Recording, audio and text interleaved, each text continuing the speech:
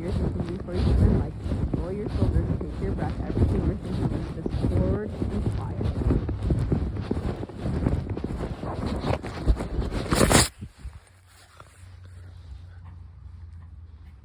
This shot looks lovely.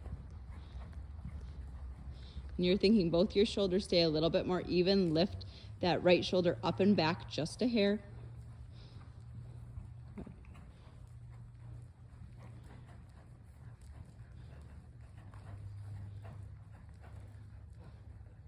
Just checking those transitions. Just making sure they're there. Yeah, I feel a little strong.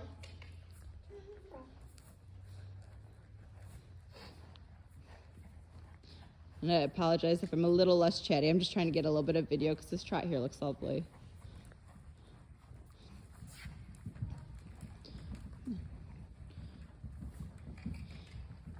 And you're almost going to think like relax your stomach muscles and relax your seat, and everything about your position is just a little bit behind the motion and pushing him in front of the leg.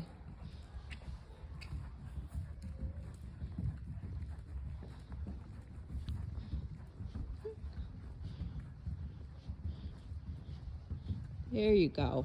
And keep them a round or two like this. And take a round or two like this.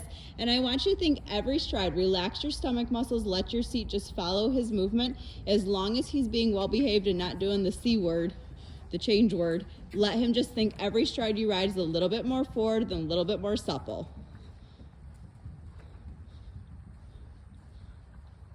Good.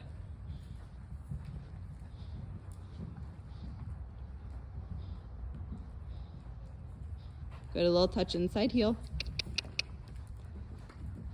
And let's bring it a simple change across the diagonal of your choosing.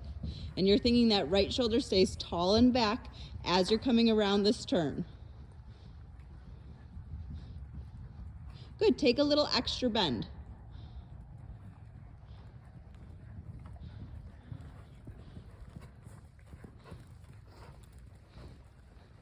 All right, back into your canter. And when he comes into the canter, this left lead, if he's feeling a little straight, go ahead and take a little extra inside bend here and there. But your first go-to is all the motion in front of that leg. And this is one of the things, like when he's willing to carry more and more of the forward on his own, you're gonna let him carry you in the canter instead of feeling like you have to chase him all the time. But you have to have enough forward that you can kind of just enjoy the canter. There you go, good. And let's think a little bit larger down the long side.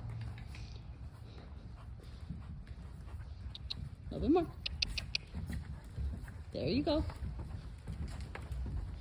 And think 15-meter circle, take a little extra bend, and as you do, you're gonna keep the quality of the canter, keep it nice and forward, even when you're adding the circle into it. There you go.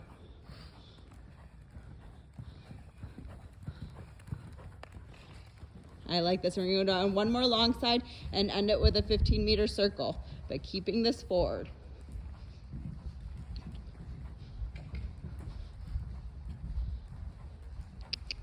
Keep a little inside touch on the rein, keep that bend, and now push them forward. Even more. Tap in that motor. And now think to a little extra inside bend, bring it onto a 15-meter circle again.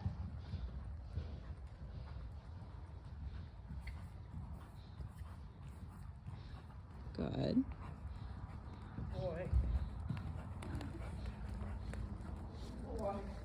And a lot of times, like when you add a little extra inside bend, you see how it softens his back, and you have more of like a waist ride in front.